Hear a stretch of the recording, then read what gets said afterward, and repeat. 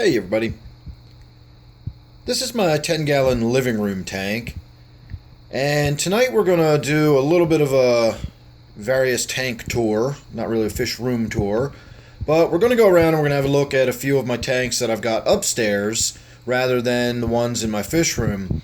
I've been on kind of an upswing the last few days. I got a ton of work done down in the fish room. I got all my tank maintenance done, and so tonight we're going to go ahead and get all the tank maintenance done upstairs. It's snowing again, it's freezing cold outside, and so we're going to do water changes, filter changes, and so on and so forth in this tank, and then two more. So this is not going to be a before and after. This is just going to be a simple look at these three tanks. I'm not entirely sure what's going to happen with the tanks yet, and then we can shoot some video tomorrow or later and have a look at them once I'm done working on them.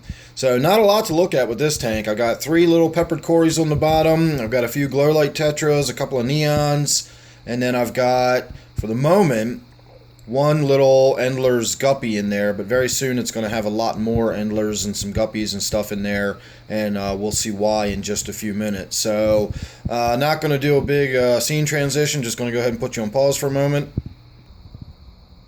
And now we're looking at my 10-gallon office tank, and if you see the flurry of activity in there, that's where my source of fish is going to come from for that living room tank we were just looking at. I have so many little baby guppies and Endlers. I've been putting it off for so long getting in there. I really need to just get a dip net and start sorting them out. For now, I need to focus on getting the females out of there. But if you really look close and you start looking around, I've got fry all over the place in this tank. There's not much in there as far as predators to gobble them up. And even if there were, you can see how thick and lush all that Java is. Fry have ample place to hide in this tank. And of course, again, I don't really think, other than maybe the neons in there, maybe nipping the odd one here and there, don't have a lot of predation. So this tank's going to get a water change. You can see how low the water level is. There's a veritable waterfall in the back of the tank. So I'm going to do a water change, get this all cleaned up. I usually don't have to wipe the glass down in this tank. I've got a clown pleco, lives in this cave off to the right here, and scrapes off that piece of wood quite frequently.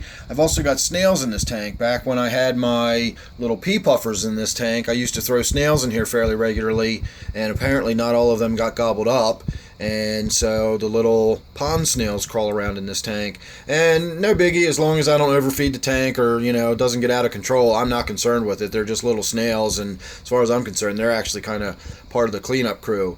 Another thing I'm going to be doing in this tank is weeding out some of the floating water sprite. I don't think I'm going to mess with the Java fern tonight, but I am going to pull some of that water sprite out of there. I mentioned recently in a video I am going to be selling my water sprite from now on.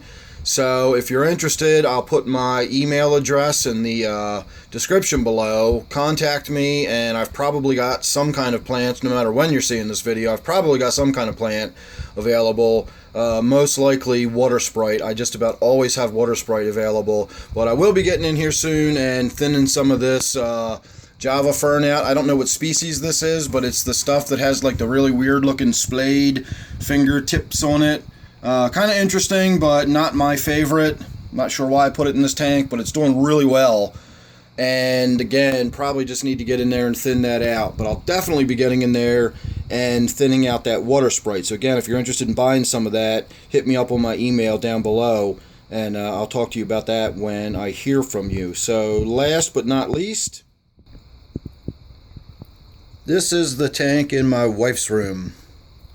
So this tank is going to be getting the most work, and this is probably going to be my project tonight. This tank has some of my oldest fish in it. The little skirt tetra, the blue glow light tetra, you can see, not glow light, I'm sorry, glow fish. The genetically modified one over here that's blue. There's also a purple one in here somewhere, hiding down there. You can see its reflection in the glass more than you can see it. Those are amongst my two first fish I ever bought. I didn't know anything about them. I'd just gotten into keeping fish, and I saw one that was listed as a galactic purple, And if you know anything about me, you'll know I'm a sucker for anything that's purple. I usually just buy something because it's purple, whether I need it or not. So when I saw a purple fish, I bought it right up. And then I sort of fell in love with skirt tetras. I didn't even know what they were at the time. And my, fish keeping hobby developed from there. The rest is history. This little emerald cory down there, that is Swimmy. She's my oldest fish that I've got. Not that that's super old. She's probably pushing 6 now. She's definitely over 5. And I know it looks like she's dead and lying in the corner, but she's not. She's fine. She's just in there sleeping. If I put some food in there, she'd be up and swimming right about. So, what we're going to be doing in this tank, I know it doesn't really look like it now. You can't really tell until you look a little higher up against the back wall. You see how the right side's nice and bright blue and the left side looks sort of orangey yellow. I got 2 different light bulbs in there. One is a 6500K and one is a 2700K. Can you guess which one's which? If you didn't know, the 6500K is on the right. It's a bright white or cool white. And then I've got the soft or warm white on the left. And it's driving me crazy. I don't see this tank very often. As I said, this is my wife's room. This is where she keeps her clothes and her dresser and mirror and all that stuff. And so I just keep this tank in here so she's got something nice to look at while she's in here. And you can tell I kind of neglect this one. I've actually been working on it, and that's why it looks so sparse. It used to be filled with plants, but they were covered with crud and everything else. So I wound up pulling most of that stuff out. I was waiting on new light bulbs to show up today. I bought LEDs to go in this tank. They're basically the same shape as the regular light bulb. They're just made out of LEDs as replacements. So I don't know exactly what they're going to look like yet. I got bright white or cool white, I guess you could say. I think I got 5000K. So it should look nice. I'm just hoping they're not too bright. They seem to be a lot of light for having 2 of them in this tank, but we'll see.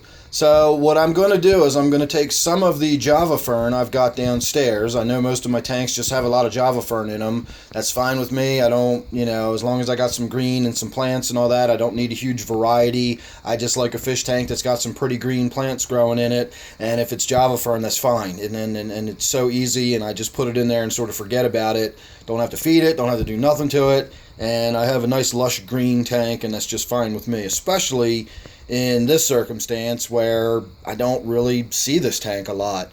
Now, you'll probably notice there's sort of green growth all over everything. I made the mistake of putting Java moss in this tank years ago, and I've basically spent the years since ripping Java moss out of this tank, which is also going to be what I'm going to do when I get in there. So when I do my, water change tonight, what I'm going to do is pull that stick out that's got that little piece of whatever it is growing on the top of it. It makes it look like some kind of weird lucky bamboo tree or something, but that's not. That's actually a piece of wood, and then it's just got something growing off the top of it. It's probably a piece of Java that's still hanging on from the old stuff that used to be in here. That temple plant or whatever that is coming out of the back. I think that might even be Java back there that's still just kind of hanging on from all that crud and growth and everything. I'm just going to basically clean this out as best I can.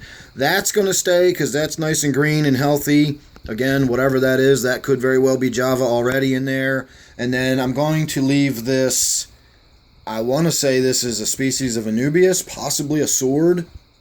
Not really sure what that is, but that's going to stay too. I know it's got a lot of crud on it, but that's alright. Once I get the tank sort of reestablished and I get some of that old wood out of there, I get a lot of this Java moss ripped out, I'm going to reestablish it with new plants and, get it looking good. I'll put those new lights in it, and then I can go ahead and do a treatment with the ChemiClean, which just seems to clean aquariums up in general. If you've just got crud growing on stuff, whack it with that ChemiClean for a couple days on an air stone, and man, it just cleans your tank right up.